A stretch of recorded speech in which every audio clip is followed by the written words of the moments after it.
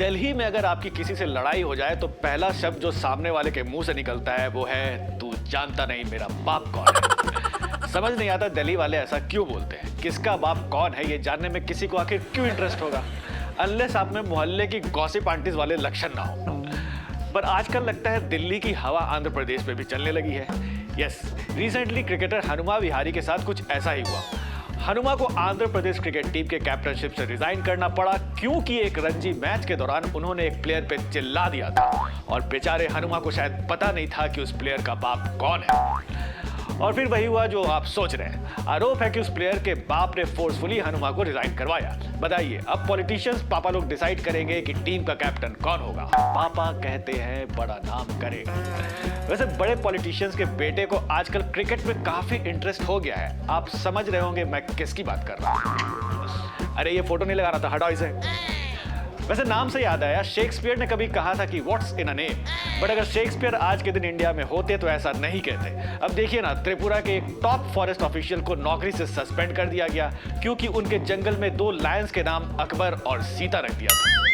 ये नया इंडिया है। वैसे इस इंडिया में पहले कई जंगल्स में शेर शेरनियों के नाम राधा, कृष्ण, दुर्गा, कुंती, देवकी, मुमताज, तनुजा, यहाँ तक कि अमर अकबर एंथोनी भी रखा जाता था। पर पहले किसी को कोई प्रॉब्लम नहीं होती थी। बट क्या करे बाबू भैया, ये नया हिंदुस्तान है, यहाँ ये सब होना अब आम बात है। अब देखिए ना, राजस्थान में एक स्कूल टीचर्स को इसलिए सस्पेंड कर दिया गया क्योंकि उन्होंने रिपब्लिक डे में एक प्ले में हिंदू बच्चे से मुस्लिम का रोल करवा दिया। और कुछ लोग इसलिए भड़क गए क्योंकि एक सीन में उस बच्चे को नमाज पढ़ना था और हिंदू बच्चा नमाज पढ़े, ये एक्सेप्टेबल नहीं है साहब।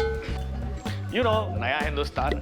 वैसे नए हिंदुस्तान में आप भी कुछ नयापन लाना चाहते हैं तो बस कुछ दिन की बात है, चुनाव आने वाले हैं, आप तैयार हो जाइए। वैसे बीजेपी तो चुनाव के लिए हमेशा ही तैयार रहती है। चुनाव हो या ना हो वो सरकार बना ही लेती है। अब लास्ट वीक हिमाचल में ही देखिए, बीजेपी ने फुल ट्राई तो मार ही लिया था बट बात बनी नहीं। तो आखिर क्या हुआ हिमाचल प्रदेश राज्यसभा इलेक्शंस में? क्या नया हुआ है बंगाल के संदेश खाली में? और बीसीसीआई ने श्रेयस अय्यर और ईशान किशन के कॉन्ट्रैक्ट को क्यों रिन्यू नहीं किया? We talk about all that in today's episode of the Saturday show. Politics की एक बहुत पुरानी पॉलिसी है, साम दाम दंड भेद। साम यानी समझाना, दाम यानी पैसे से प्लीज करना, दंड यानी पनिशमेंट से डराना और भेद यानी रिफ्ट क्रिएट कर देना। और इस पॉलिसी का इस्तेमाल बीजेपी काफी अच्छे से जानती है। चाहे सेंट्रल एजेंसी से ऑपोजिशन के लोगों को डराना हो या ऑपोजिशन के लीडर्स के बीच रिफ्ट क्रिएट कर देना हो, ये सब एक आर्ट है और बीजेपी इस आर्ट में मास्टर है।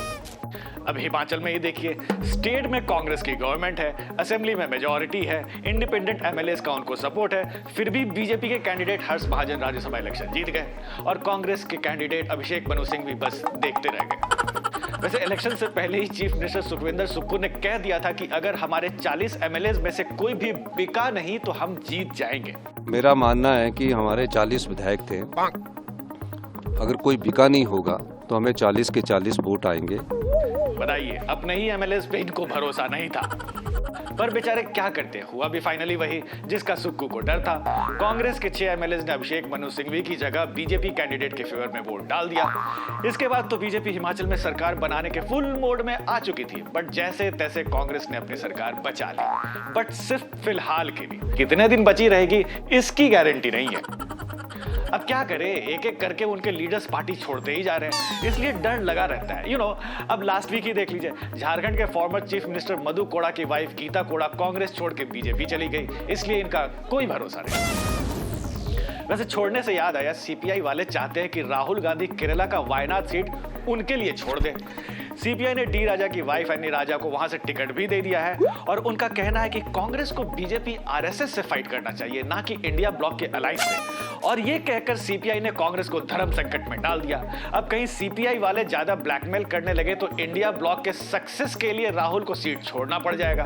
वैसे भी इंडिया ब्लॉक के कई लीडर्स पहले ही इस अलायंस को टाटा बाय बाय कर चुके हैं। बेचारे राहुल जी, एक तो पहले ही अमेठी की सीट हाथ से चली गई, अब वायनाड पे भी लोगों की नजर है। वैसे ऐसा लगता नहीं कि वायनाड सीट कांग्रेस छोड़ेगी। पिछले 3 बार से उस सीट से कांग्रेस ही जीत रही है और उनका एक स्ट्रॉन्ग वोट बैंक भी है। बस कांग्रेस बार्गेनिंग अच्छे से कर ले। वैसे बात साउथ इंडिया की हो रही है तो इस बार बीजेपी साउथ से गुड न्यूज एक्सपेक्ट तो कर ही रही है। अब मोदी जी इतनी कोशिश जो कर रहे हैं, मोदी जी साउथ में रैली पे रैली किए जा रहे हैं, कभी केरला कभी तमिलनाडु पे तो मोदी जी ने अपने पुराने पार्टनर AIADMK के वोट बैंक पे ही नजर डाल दिया है। अब देखिए ना, स्टेज पे चढ़कर मोदी जी MGR और जयललिता की तारीफ कर रहे हैं।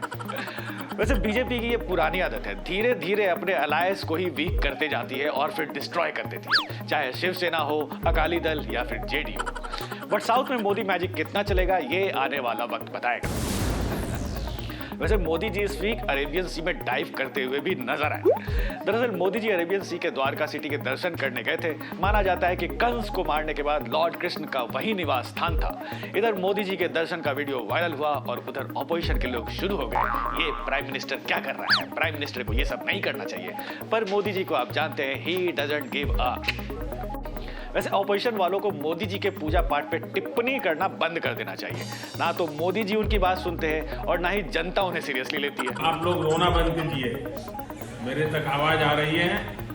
मूविंग ऑन, अरेबियन सी से बंगाल चलते हैं, जहां फाइनली पुलिस ने TMC लीडर शेख शाहजहां को अरेस्ट कर लिया और पार्टी ने उसे 6 साल के लिए सस्पेंड कर दिया गया। You are suspended. इसे कहते हैं आवाम की ताकत।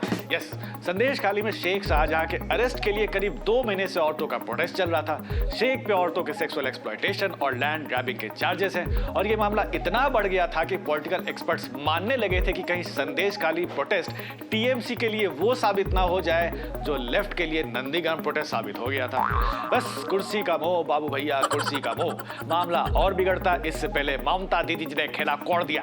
शेख का अरेस्ट संदेश खाली की औरतों के लिए अर्ली होली सेलिब्रेशन ले आया, पर सवाल है कि अब बीजेपी वहां क्या करेगी, सोचना पड़ेगा। लास्ट मंथ सेंटर ने गवर्नमेंट एग्जाम्स में पेपर लीक को रोकने के लिए एक नया लॉ बनाया था। Very good. गवर्नमेंट को लगा कि ये नया लॉ स्कैमर्स के लिए एक डेटरेंट साबित होगा और पेपर लीक होना बंद हो जाएगा। बट लॉ आने के कुछ ही दिन में यूपी में कांस्टेबल एग्जाम्स के पेपर और क्लास 12 के पेपर लीक हो गए। इसीलिए एक्सपर्ट्स कहते हैं कि सिर्फ लॉ बना देने से कुछ नहीं होता, एडमिनिस्ट्रेशन भी टाइट होनी चाहिए। और पेपर लीक भी हुआ है तो यूपी में, जहां सब कहते हैं कि योगी जी ने लॉ एंड ऑर्डर एकदम दुरुस्त कर रखा है। बताइए, करीब 50 लाख स्टूडेंट्स यूपी कांस्टेबल के एग्जाम में अपियर हुए थे, सबके फ्यूचर का मोए कर दिया। बहुत हुई पॉलिटिक्स की बातें, अब कुछ स्पोर्ट्स की बातें कर लेते हैं। फर्स्ट टेस्ट मैच हारने के बाद इंडिया ने इंग्लैंड को 3 टेस्ट मैचेस में ऐसा धोया कि सबको लगान का वो डायलॉग याद आ गया, धज्जियां उड़ा दो इन फिरंगियों की, रौन दो कैप्टन रसल के अहंकार को। इंडिया आने से पहले इंग्लैंड की टीम अपने बेसबॉल स्टाइल ऑफ गेम के नाम पे काफी उछल रही थी, बट इंडिया ने उन्हें बता दिया कि इंडियन सब कॉन्टिनेंट में बैट बॉल खेलने में हमसे बेटर कोई नहीं है। वैसे इंडियन टीम की हालत लगान टीम जैसी ही थी। सारे नए नए प्लेयर्स थे, कोहली, KL राहुल, शामी जैसे स्पेशलिस्ट प्लेयर्स टीम में नहीं थे और सारा बोझ न्यू कमर्स पे आ गया था। पर नए बच्चों ने बता दिया कि वो सबके बाप हैं। वैसे कोहली जब भी क्रूशियल सीरीज से ब्रेक लेते हैं फॉर पर्सनल रीजंस, हमारे यंग लड़के सरप्राइज थ्रो कर देते हैं। अब 2 साल पहले ऑस्ट्रेलिया टूर में भी कोहली फर्स्ट मैच के हार के बाद इंडिया वापस चले गए थे, पर उनके एब्सेंस में भी हमारे यंग क्रिकेटर्स ने ऑस्ट्रेलिया को उनके ही ग्राउंड पे धूल चटा दिया। तो कोहली चाहे तो लंबी ब्रेक ले सकते हैं। वैसे नए प्लेयर्स का अच्छा परफॉर्मेंस उन एक्सपीरियंस प्लेयर्स के लिए एक लेसन है जो टीम में अपने प्लेस को फॉर ग्रांटेड लेते हैं और BCCI भी इसी डायरेक्शन में सोच रही है। इसीलिए श्रेयस अय्यर और ईशान किशन के BCCI कॉन्ट्रैक्ट को रिन्यू नहीं किया गया। अब दोनों प्लेयर्स को BCCI ने डोमेस्टिक मैचेस खेलने को कहा था before making comeback in national team, but दोनों के लिए डोमेस्टिक गेम्स खेलना शायद शान के खिलाफ था। अब देखिए ना, डोमेस्टिक गेम्स खेले नहीं और इंटरनेशनल गेम से भी हाथ धो बैठे, इसलिए young players beware. Moving on, पिछले दिनों एक चाय वाले ने हेडलाइंस बना दिया। अरे बाबा, मोदी जी की बात नहीं कर रहे, हटाओ इस फोटो को।